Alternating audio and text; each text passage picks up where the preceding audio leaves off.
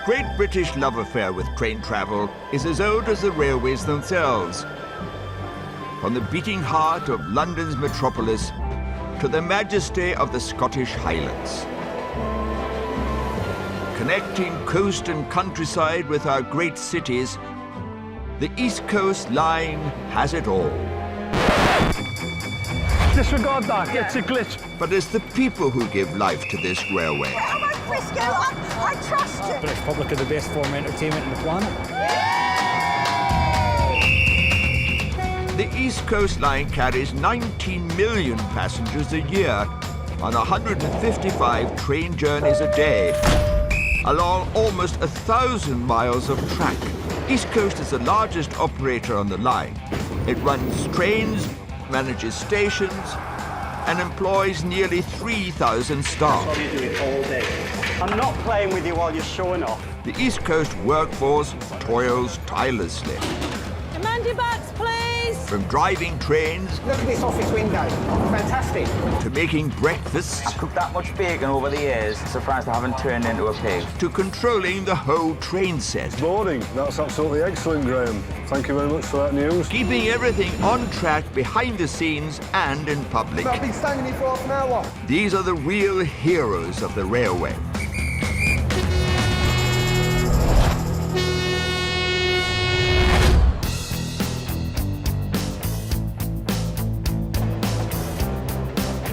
Around 3,000 men and women work for East Coast. Many have spent their entire working lives on the railway, and many more are only just embarking on their careers. I've got a good shift, haven't we? Yes, darling. But they all know that on the railways, no 2 days are alike. Every day is different on the railway. And whatever gets thrown their way, whether good or bad, When you get something like a fatality, it puts things into context a little bit. A bit crazy. One more and you're off the station. it's all in a day's work. It's not working. Anything can be thrown at you at any minute. No, off the train. Off.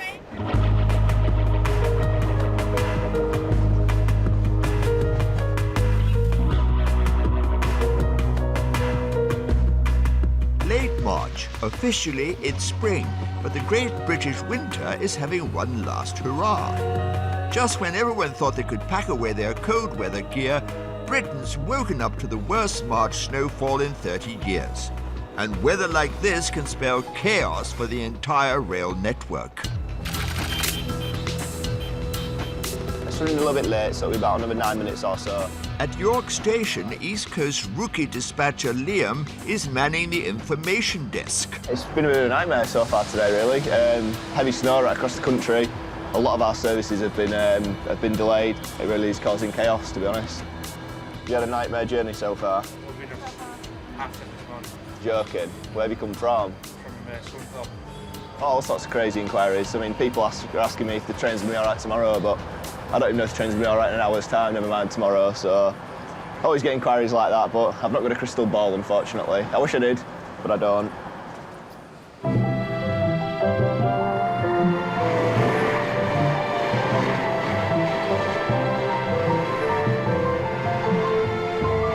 Can I see tickets, please? That's it, excellent. There you are. Thank you very much. Good morning. There you are. Thank you very much. A snowstorm was the last thing Guard Adrian expected when he boarded his Newcastle-bound train this morning. Oh, it's getting deep here, isn't it? Look at that. A couple of inches deep at the platform. Oh, we're not even halfway there yet.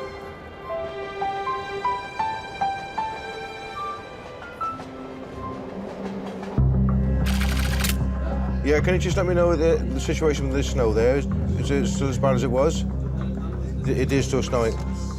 At the control centre in York, the beating heart of the East Coast operation, the team is busy monitoring all services and ensuring communications are up to date across the network for crew and passengers. You're okay as far as passengers getting in and out of the station? Right, that's perfect. Information controller Mickey thinks they're managing the unexpected disruption pretty well. We're able to run a pretty decent service. In fact, we haven't cancelled one train today. And the latest train We have running, I think, is 20 minutes late. But all this could change if the weather conditions continue to worsen. There's some more snow forecast for the next 24 hours. Sub-zero temperatures throughout the route. London -1, northeast -4. We never used to have temperatures like that, I'm sure. We're getting more and more like Canada each day. But when I think back to this weekend last year, it was a boiling hot weekend. It just goes to show. You never know what to expect. You just have to be prepared for all kinds of weathers. On the train speeding north, Adrian's bracing himself for the worst. It's looking heavy. Yeah, it looks very thick. I can imagine it's getting worse as we get further north.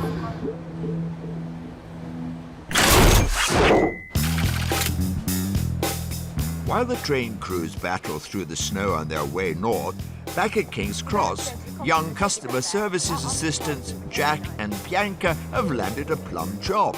East Coast is rolling out a new uniform, and this lucky pair will be modelling the collection on its first public outing. I've seen the new uniform and I thought I really loved it. I really liked it. It's very pink, but for me, I love it. So. I've only seen the pictures. I've only seen the pictures with the waistcoats and everybody's written all over it, saying, no waistcoat. Bianca is clearly excited about the new look. I've only been here a year and a half and I feel like I need a change of the uniform, so this is coming in right at the best time. But Jack seems a little more sceptical. I feel like I'm looking at a book of carpet samples. It's very pink. How good do I look? Compliment your hair. Yeah, thank you. East Coast plans to introduce the new look in shirts, ties, jumpers, and yes, Jack, waistcoats. Around 20,000 garments will be rolled out across the network. Right then, we're on try it on. No? Okay, yeah. Give this a try.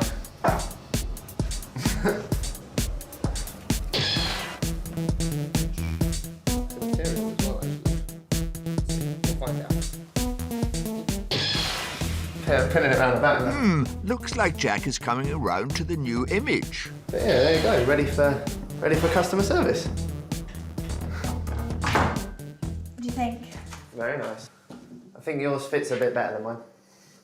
Yeah, your waistcoat doesn't... It fits. I can't pinning it around the back now. Jack and Bianca will be modelling the new uniform in the East Coast service from London to Leeds, and it's almost departure time.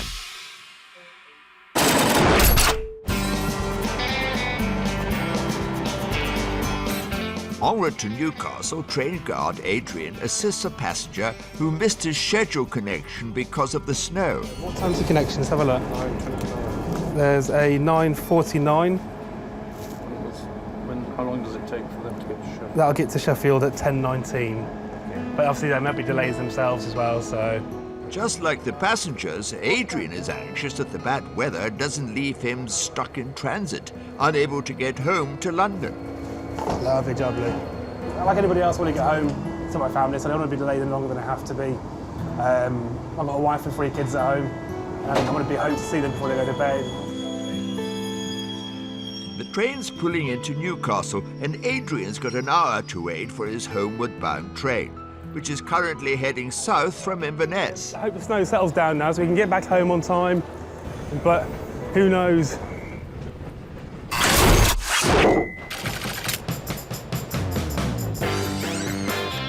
Back at King's Cross, Jack and Bianca's impromptu fashion show is about to begin on the Leeds-bound train.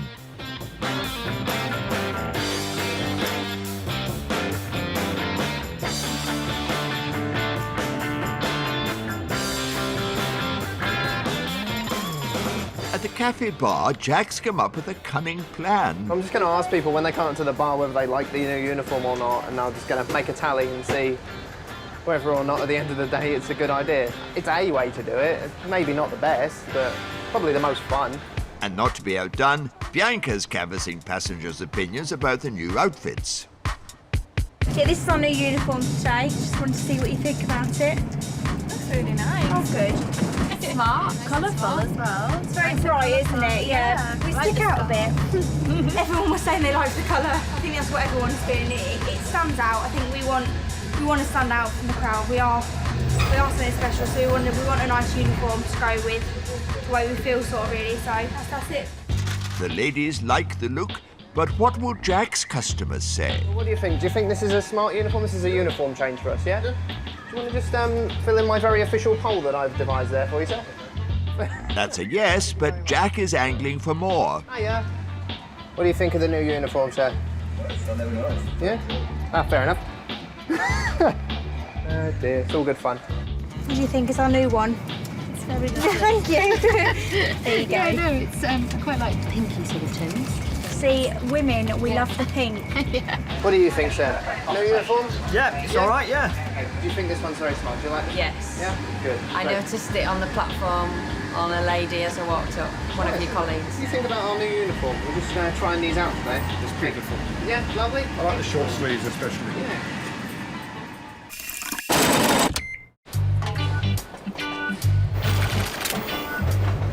Back in Newcastle, after an hour break, train card Adrian's London-bound train is good to go, and the snowfall has stopped for the time being. But now he's facing something much, much worse. Excellent. That was our control saying there's a child been sick in coach E for Echo, seats 5 and 6. Like I don't have a look at how much of a cleaning it needs. I hate kids sick. Well, my kids are sick at home. I can't stomach it. All right. Adrian surveys the damage, and it's not as bad as he had feared. All right, no, it's not as bad as I thought. People don't drive time things, don't they? I thought it'd be everywhere. As a guard, Adrian won't do the dirty work. A clean-up team will take care of it at the next station stop. You all right, Princess? Are you better? Not really. Were you sick?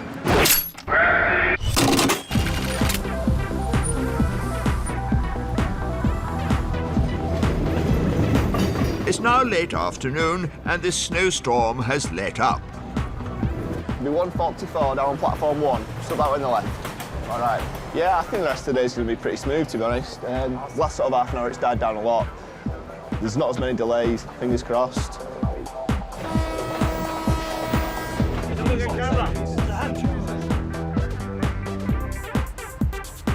Adrian's relieved. The snow is no longer a worry. In fact, his train is making good time into London. It's always good to get back up to London, especially if you're early as well, which is a refreshing change.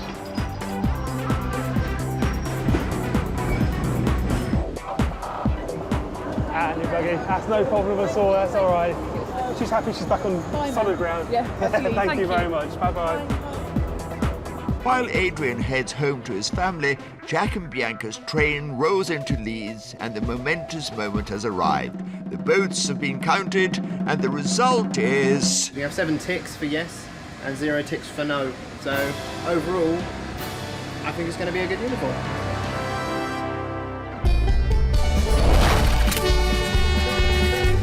A death on the line creates chaos. East Coast Control, it impacted on us quite heavily. Red and black are not very good. The standard for them train, there's only one result.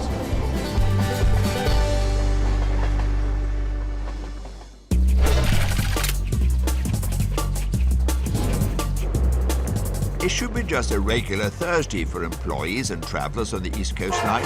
155 services carrying thousands of passengers across 936 miles of track. East Coast staff members are used to dealing with anything the job can throw at them. But there's one event that every employee dreads. Just come in from a train from York, just departed from Doncaster, arrived in Retford and heard about that there'd been a fatality. So just narrowly escaped whatever happened up there. Any death on the tracks, suicide, accidental or suspicious, can cause severe delays while the police investigate. East Coast Control. In York, at the East Coast Control Centre, rolling stock controller Gary and his team are facing major disruptions. It was a River cross-country service just south of York. So that was the one involved in the fatality. Although it wasn't an East Coast train involved in it, it impacted on us quite heavily. It closed the main lines to and from London. It closed them for approximately, I think it's about 90 minutes all told. So there was no services permitted to move south of York for that period of time. The police have given the rail companies the all clear, and York Control's first objective is to bring all services currently delayed back on time as quickly as possible. If we terminate the Sierra 13 or Sierra 15, Sierra 13 would probably be the better one for us. Gary is terminating services running north from York and concentrating on moving enough trains south to King's Cross to prepare for the capital's evening rush. Rather than chase our tails all day, I'm to terminate short to bring a service back on time. It's a little bit of pay for the good in the end to get everything back on an even keel. For now, train guard Claire is stuck at King's Cross. Everything's been late now, so hopefully my train coming in won't be too late, but a bit crazy.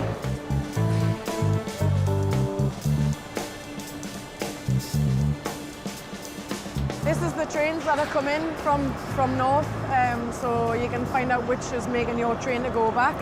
This is the running board of the ones that are running late. So the green ones are okay, red and black are not very good. I'm just hoping that the train that we have to go back is in on time and then everything's fine. Fatalities, particularly suicides, are a sobering aspect of life on the railway. In the last year, there have been 238 recorded suicides on UK railways. That figure comprised nearly 4% of all UK suicides. Fatalities cost the UK railway industry millions of pounds a year, but the human cost is impossible to measure. For me, I think the most difficult and challenging aspect is the amount of fatalities that we have on the railway. I mean, sometimes you can get a week where obviously you don't have one. At other times, you know, I had 5 in the space of 3 days. The drivers have an incredibly difficult time. One driver who's come face to face with the potential suicide is Graham. Based in Newcastle, he's worked on the railway for over 34 years. Ultimately, it's an awful experience for the driver involved because obviously he sees and he can't do nothing about it. For example, I'm doing nearly 120 miles an hour now, and if somebody decided to just run in front of me, about 100 yards in front of us, it doesn't matter how hard I put the brake on, with 700-800 tons behind us, you're never going to stop. The memory of the person he hit still haunts him. He was only a young lad, he was the same age as my son, he was only 14. Why he did it, I'll never know. And I did speak to my son afterwards, and I said, if you think anything's bad, it's never that bad, ever. We always sort something out, but it's never bad for somebody to have to do that, stand in front of a train. Because if stand in front of a train, there's only one result.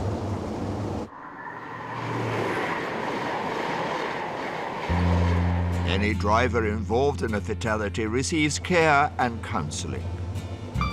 It's very important that that care and that support is in place for them. It can affect different drivers in different ways. There's drivers I've known who have actually had fatalities in the past and they've been back at work within 2 weeks. But there's other drivers that have been off for 6 months, and I'm sure there's drivers in the past that's actually finished their career because they couldn't get back in the cab. The drivers I've known who have been off a long time, that's been the thing, they've not been able to get back in the cab. It's been very difficult to go over the piece of track again where that incident's happened because it's still in their mind.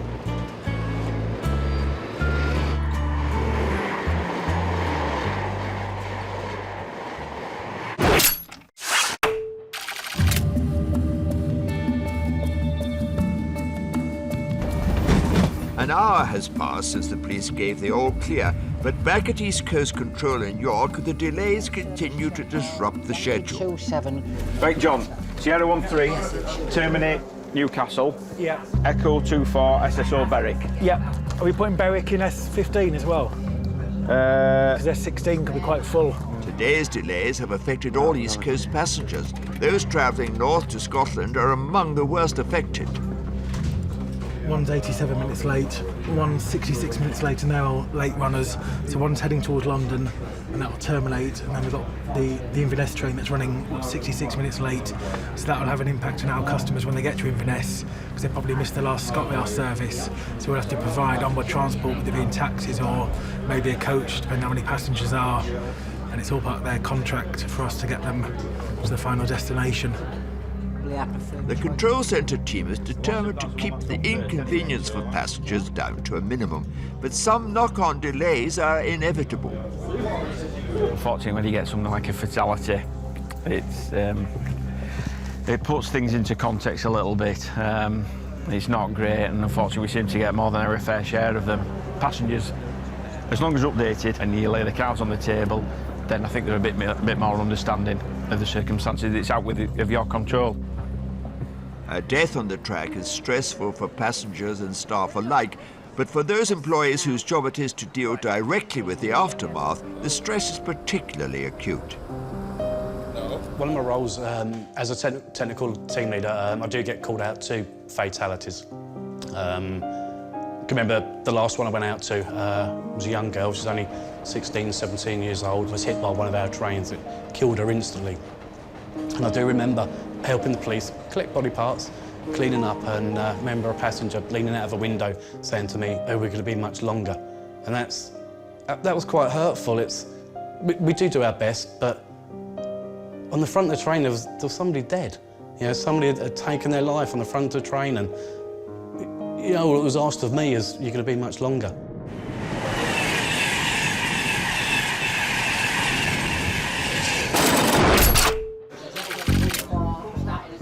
No, Echo 23 start Newcastle, Clyde. 1750. Back at East Coast headquarters, the control centre team is anticipating the impact of the delays on rush hour London.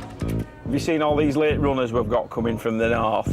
Nothing's terminating short, and at the moment we've got no plans for anything to be cancelled going back out. We'll just keep running with everything. If we get late starts, then we'll just have to grin and bear it. There will be impacts in London.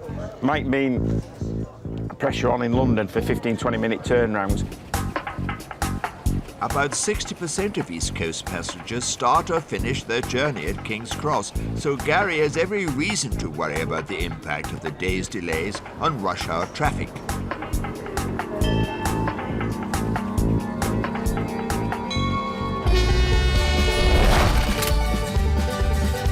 Claire's train finally comes in. Is this the 3:30? But another delay ties up the schedule. The line is out of use at the moment. And train guard Kane races to avoid mishap. Excuse me.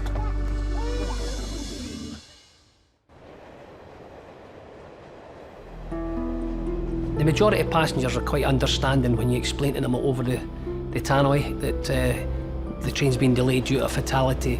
Unfortunately, in this day and age, it is quite frequent, fatalities, and it causes a lot of delays and for it throughout the whole day.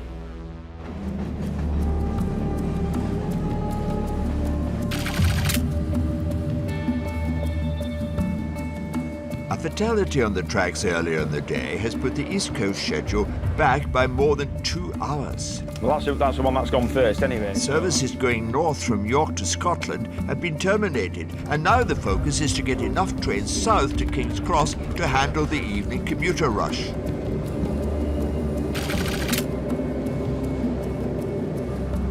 Station Customer Services Manager Olga is bracing herself for the possible onslaught of late trains and upset passengers. The black one, which is heavily delayed, is 87 minutes late now. This train meant to form 5 minutes past 4 to Leeds. So as it's currently an hour away from here, so it's definitely not gonna form 5 minutes past 4. As well as this train, yeah, it's over an hour late as well. So that means that we need to find another train, which is a set swap, basically. A set is rail speak for a whole train. A set swap essentially means prepping a train to take a different route than it was originally booked for. And at King's Cross, with rush hour fast approaching, it's essential to do this very, very quickly. With our dispatchers and duty team leaders who needs to be on the ball of everything and who needs to make sure that all the trains that arrive late, they're all tanked and serviced and cleaned and reserved very quickly.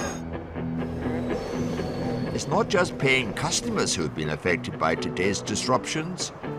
Train guard Claire's been stuck in King's Cross waiting for her return train to Newcastle. And there's good news. It's just come in. So mine's on platform 2, but it's got 2 head codes, so I'll have to go and find out which one's ours. Is this the 3:30? It's got 2 head codes on the board? Yeah. All right. I think this is my train, so we must be leaving on time, so that's all I'm bothered about. Claire is finally on her way home to Newcastle, and it looks like the tangle of delays across the network is slowly but surely being straightened out.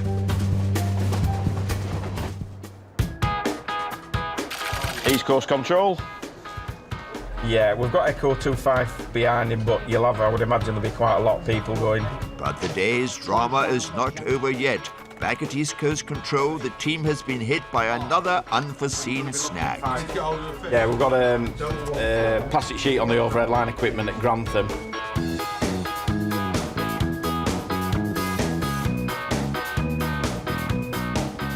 Every year, hundreds of plastic bags and kiddies' balloons wreak havoc, costing the rail company precious time and money. That's the contact wire there, where the plastic bag is actually laying on as well. That's where the electric locomotives pick the overhead line supply up. With trains running at up to 125 miles per hour and over 25,000 volts of live electricity coursing through the cables, contact with even the flimsiest of objects has the potential to cause serious damage. So if that gets tangled in the pantograph, causes all sorts of problems, losing power and everything. So it always amazes when you've got 1,000 acres of sky up there, yet these things seem to find the overhead line equipment. The line is out of use at the moment until that's removed safely by overhead line staff.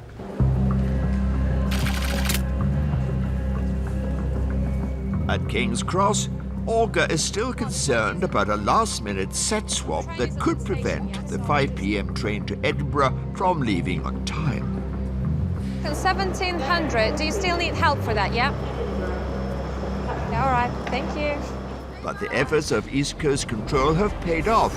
Enough trains have made it south to London on time, so last-minute set swaps aren't required.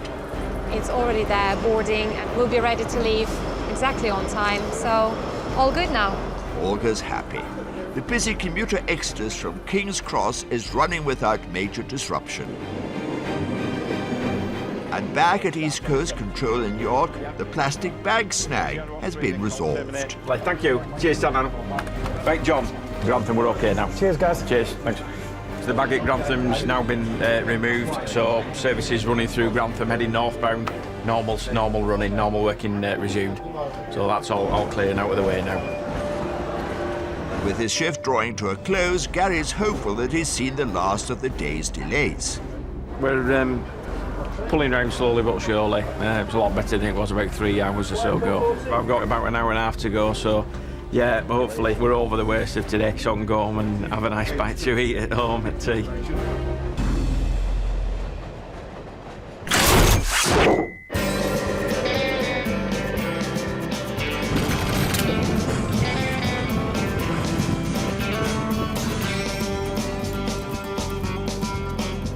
It's not just the control centre staff that troubleshoots problems on the line. East Coast also has a team of roving engineers who work behind the scenes, making sure the network runs smoothly. In Peterborough, train fitter Alistair is on call. I like fixing things, yeah. When a driver reports a mechanical issue, Alistair rides the rails to diagnose the problem. It's something different every day. It's what helps to make it interesting. Today, Alistair's tending a locomotive with a faulty speedometer. The reading jumps erratically from 125 up to 140 miles an hour. It keeps jumping up every now and then at certain bends and things, causing the drivers a bit of consternation. And it's usually a problem with one of these probes where the cables have got crushed or have partly damaged. I've opened the door so I can actually see what the speedo's doing, see when it does actually jump. If you look at the speedo, you'll see it's doing 140 miles an hour. Relax, passengers, it's not actually going that speed, it's just a faulty reading. Even when it was doing that, I couldn't really get a satisfactory reading from any of the probe. I'll have to wait and see if it does it again. And don't worry that there's no driver. That's because Alistair is in the training car at the back of the train. Halfway to London, the probe picks up the problem. If you notice there that the figures are dancing about all over the place, that's the actual voltage output from number 4 probe, and it's not as steady as it should be. Something not right there, and I think what we'll do, we'll ask the maintenance control, see if we can get the probe on number 4 axle changed tonight, and see if that cures it. The fault is found and reported. Alistair's patience and persistence have paid off. The whole idea of the job is to make sure that the service runs as efficiently as possible with the least amount of delay to the passenger. Cheers, ta-da. Unbeknown to the travelling public, Alistair packs up and quietly slips off the train, leaving no trace behind. You're always behind the scenes, never at the front, sort of just trying to keeping your head down, getting your hands dirty and mending things. And that's how he likes it.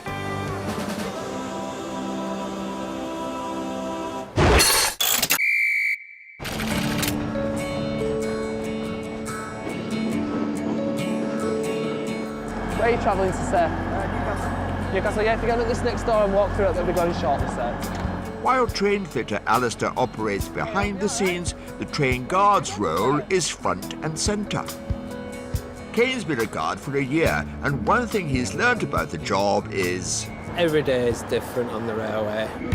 He may be just a ticket collector to you, but this guy is primed for every eventuality. This is the ticket printing machine. We accept credit cards, have a scanner. For the new print at home tickets, these are the all-important ticket stampers, the T-key and the T-key holder. This is to open your panels. And my awkwardly positioned torch, so it's just a lamp for dispatch in the dark. It's sets to either clear light, green light or red light for emergencies. Oh, whistle. And that's just not an ID card, it's also a PTS card.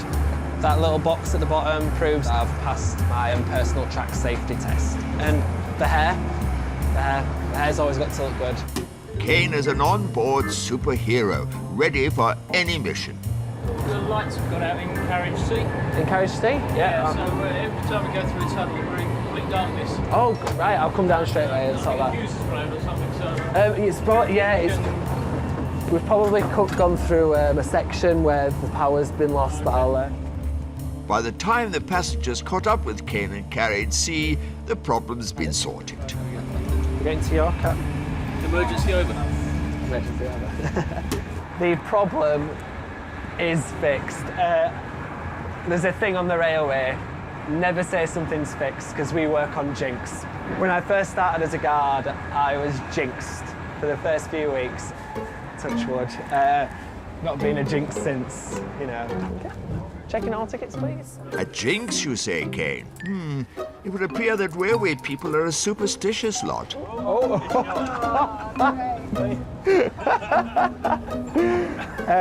Old team plumber. Yeah, ticket in the coffin. I've never done that before, ever. As the train approaches Peterborough, Kane faces yet another headache. This time it's a problem with the doors. Nope. Panel's not working. Kane flies into action.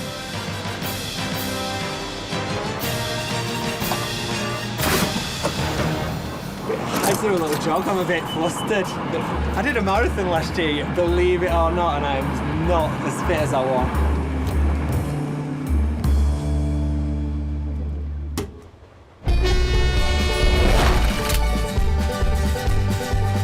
It's a mad Saturday night and Pam reads the riot act. No, one more and you're off the station. And Julie goes full throttle to stop an accident in the making.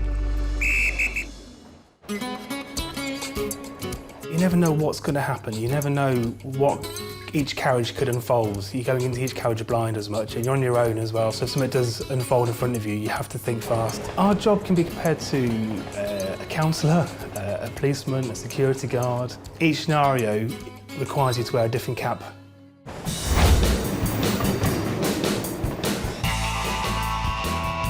Being a train guard might look simple, but it's a demanding and complex job. The most important duty is safety.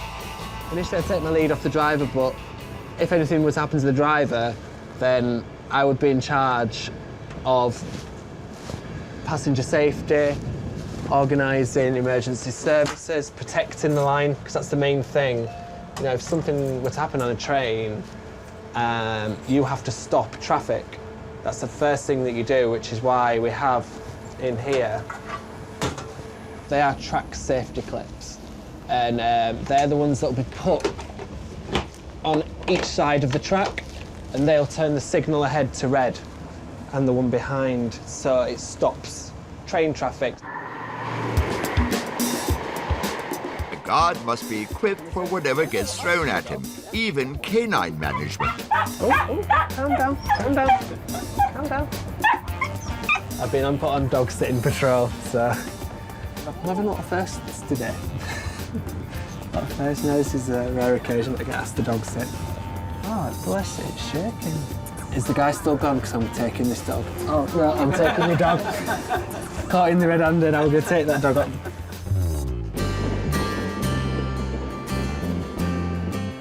The train arrives at Newcastle and Kane's clocking off. I bought Lord of the Rings on Blu-ray yesterday, so I'm going home to chill. Probably get a couple or 3 or 4 packets of cookies on the way home and just nosh to my heart's content. Right, see you later. See you later, Paul.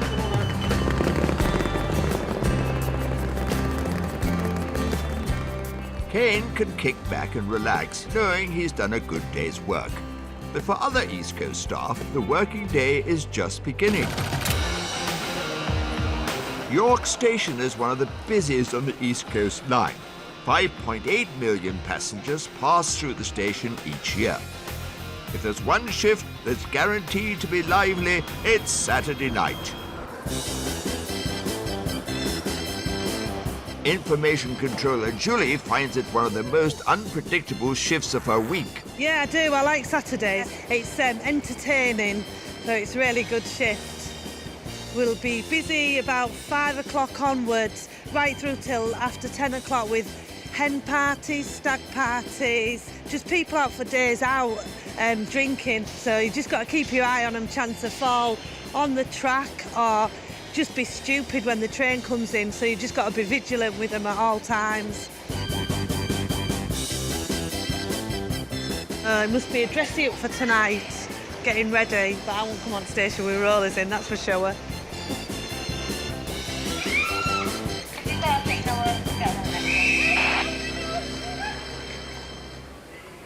Rail 7 to 9. A last-minute track reassignment puts Julie on the alert. Come on, let's run. 2 trains are coming in on platform 9, one right after another. Julie has to make sure passengers don't get on the wrong train. This is going to be organised chaos on here at the moment because we've got a Newcastle coming in now and we've got a London coming in straight after. So we've got to make sure that they don't get on the wrong train and tell them. Where are you going? See, in this one, I said it's the second train, not this one. See, that's what I mean, confusion. Rail 7 to Rail 3, any chance you can ask the guard to do an announcement to say this is the Newcastle, not the London service? This isn't the Doncaster, it's the next one. This is a Newcastle service. But there's only so many people Julie can take care of. Thanks, Jeff. She's on the wrong train, that lady, now.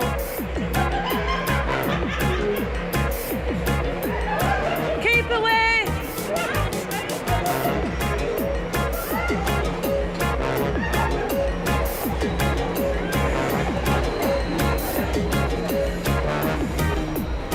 Number 5 for London now. 5, just through there. Anybody for London, number 5? Anybody for the London Julie barely has a moment's pause before she's on the run again. Hang on.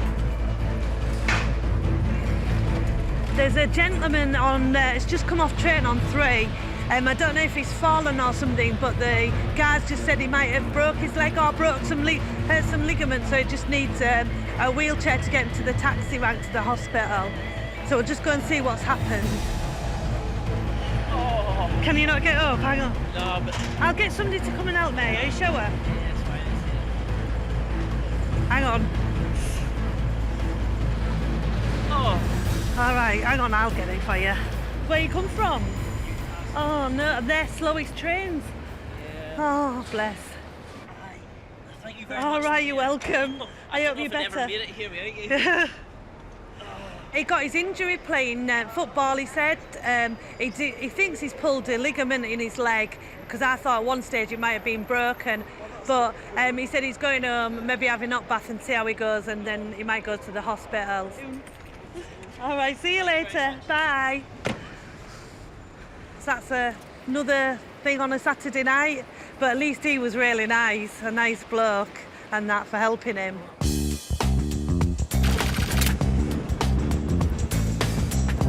In Newcastle, customer service assistants Pam and Claire are in the midst of Saturday night shenanigans. Have you had a good night? Yeah? Yeah? No. Oh, you can't be nice. Hey, man. Hey, man.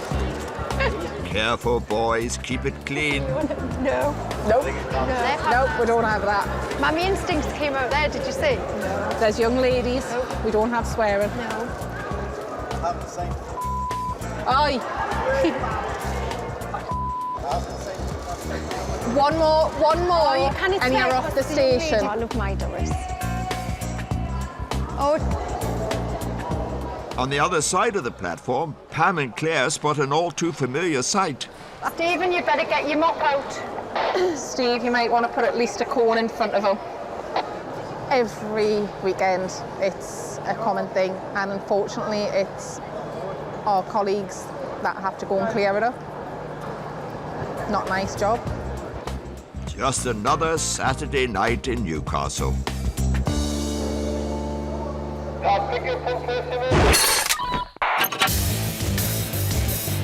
Back in York, Julie's eagle eye spots a potential disaster and she's back running. On! No, I'm not winning. Either on or off, quickly. On or off, quick. No, you'll have to get on or off. On or off. Move back.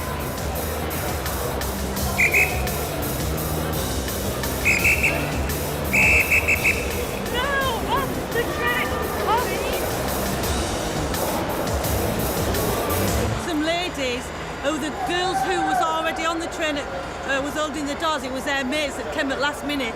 She went, as the train was going, she went to try and push the door open, but she had a few drinks. If she'd have slipped, she'd have been right down the side of the train, and she'd probably have been killed, so that's why I ran down to try and stop her from getting on. And that's my shift finished, and I'm absolutely tired out, running about. But it's been a good night and a good shift, so I've enjoyed it.